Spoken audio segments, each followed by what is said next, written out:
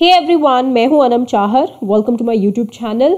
आज की वीडियो में मैं डिस्कस करूंगी क्लास 10 का lesson the sermon at Banaras. The sermon at Banaras की थीम क्या है? बहुत इंपॉर्टेंट क्वेश्चन है ये। ये चैप्टर है इनएविटेबिलिटी ऑफ डेथ के बारे में, यानी कि death is common to all. मृत्यु हर एक को आनी है, सूनर और लेटर हर एक को मरना है। कोई भी ऐसा नहीं है जो अमर हो सके, जिसको कभी भी जिसकी डेथ कभी ना हो। तो यही थीम है इस चैप्टर का। इस लेसन में हम जानेंगे गौतम बुद्धा की लाइफ के बारे में, जिसे डिवाइड किया गया है 2 पार्ट्स के अंदर। फर्स्ट पार्ट में हम जानेंगे बुद्धा की वो लाइफ जो उन्होंने बिताई अपने पैलेस में, अपने महल में, जो कि फुल ऑफ लग्जरी थी, जिसमें कोई दुख या तकलीफ नहीं थी। सेकेंड पार्ट जो उनकी लाइफ का था वो है एज अ मंक, जब वो एक संत बन चुके थे, जब वो एक एसेटिक बन चुके थे, अपने महल को त्याग कर जब वो जंगल में चले गए थे। और उनके फर्स्ट सर्मन जो उन्होंने पहला उपदेश दिया, उसके बारे में भी हम पढ़ेंगे। बात करते हैं बुद्धा की इनिशियल लाइफ की। बुद्धा का जन्म हुआ था एक पैलेस में। वो एक प्रिंस थे, एक राजकुमार थे, और उनका नाम था सिद्धार्थ। उन्होंने अपनी लाइफ बहुत आराम से, बिना किसी दुख और तकलीफ के बिताई अपने महल में। उनकी शादी भी हुई, उनके एक बेटा भी हुआ।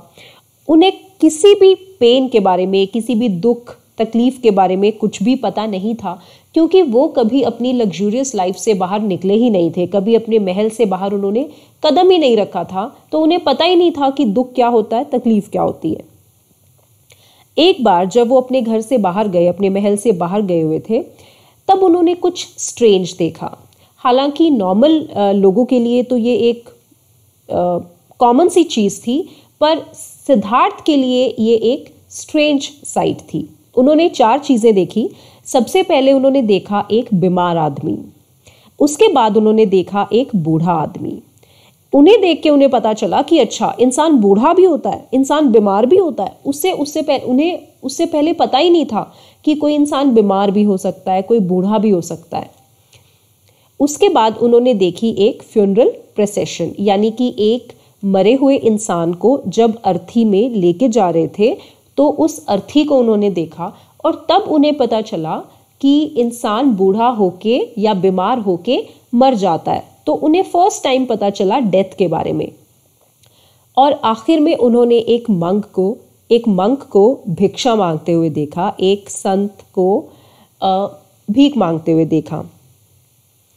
तो इन सब चीज़ों को देखकर, इन सभी साइट्स को देखकर उन पे एक बहुत ही गहरा प्रभाव पड़ा, और उन्होंने अपना पैलेस उसी दिन से त्याग दिया। वो अपना पैलेस, अपनी फैमिली को छोड़ के जंगलों में चले गए, और उन्होंने कहा कि अब मेरा मकसद सिर्फ एक है, मुझे ट्रू नॉलेज को गेन करना है। I want to enlighten my सेल्फ। मुझे जानना है इस दुनिया के रहस्य के बारे में कि जिंदगी और मृत्यु आखिर क्या है। तो वो जंगलों में चले गए और वो एक मंक बन गए। वो 7 साल तक जंगलों में भटकते रहे और ट्रू नॉलेज को गेन करने की कोशिश करते रहे, एफर्ट्स करते रहे। और फाइनली वो एक पीपल ट्री के नीचे जाके बैठ गए, और उन्होंने कहा कि जब तक मुझे ट्रू नॉलेज नहीं मिलती, जब तक मुझे सच्चा ज्ञान नहीं मिलता, मैं इस पेड़ के नीचे से नहीं उठूंगा। और लाइक आई सेड, 7 साल के बाद उन्हें ट्रू नॉलेज मिली, और जिस पीपल के पेड़ के नीचे उनको ट्रू नॉलेज मिली थी, उस ट्री का नाम उन्होंने रख दिया बोधि ट्री। बोधि यानी बुद्धि, द ट्री ऑफ विजडम। उसके बाद हम बात करेंगे उनके फर्स्ट सरमन के बारे में। तो जब उन्हें ट्रू नॉलेज मिल गई, तो उन्होंने लोगों को प्रीच करना शुरू किया, उपदेश देना शुरू किया, और अपनी नॉलेज को शेयर करना शुरू किया। और तभी से उनका नाम पड़ गया बुद्धा। पहले उनका नाम सिद्धार्थ था, पर जब उन्हें ट्रू नॉलेज मिली, जब वो एनलाइटेंड हुए, तब उनका नाम पड़ गया बुद्धा। मीन्स जिससे बुद्धि हो, जिससे ट्रू नॉलेज हो, विजडम हो।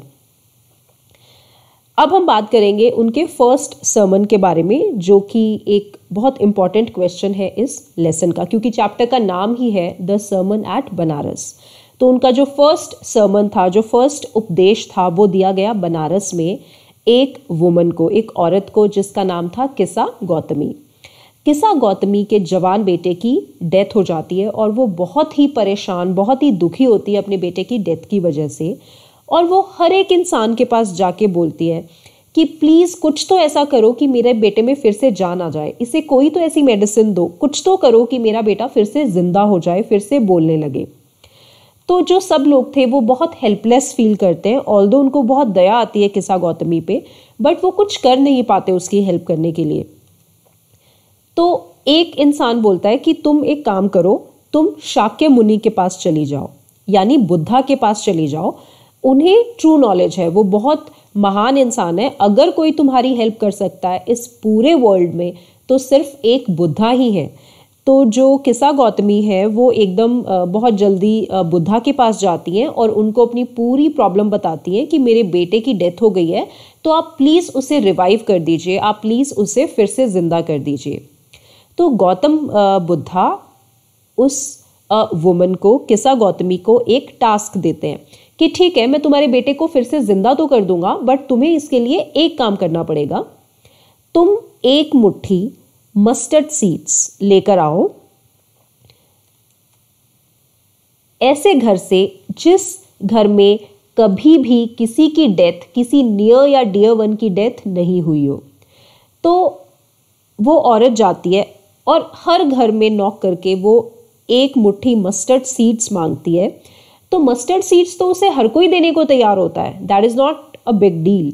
बट प्रॉब्लम क्या है कि जो सेकंड कंडीशन है बुद्धा की, वो फुलफिल नहीं हो पाती, क्योंकि उसे मस्टर्ड सीड्स उसी घर से लाने थे जहाँ पे किसी की डेथ ना हुई हो। तो अल्टीमेटली जो किस्सा गौतमी है उसे समझ में आ जाता है, उसे रियलाइज हो जाता है कि बुद्धा आखिर उसे क्या समझाना चाहते थे। उसे समझ में आ जाता है कि ऐसा कोई भी घर नहीं था जहाँ किसी की डेथ ना हुई हो, जहाँ किसी नियर या डियर वन की डेथ ना हुई हो, किसी ने लॉस ना देखा हो। तो उसे समझ में आ जाता है कि उस अकेली के साथ ऐसा नहीं हुआ जिसका बेटे की डेथ हो गई।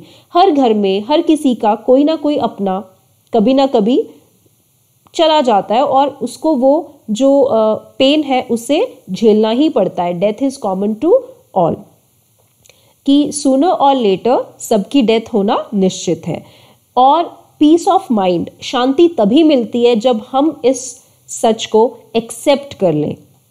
तो किस्सा गौतमी को बुद्धा का सर्मन यानी उनका उपदेश समझ में आ जाता है कि वो उससे क्या कहना चाहते थे, और किस्सा गौतमी अपने पेन के साथ, अपने ग्रीफ के साथ डील करने के लिए रेडी हो जाती हैं। तो ये चैप्टर था the sermon at Banaras. I hope आपको समझ में आ गया होगा।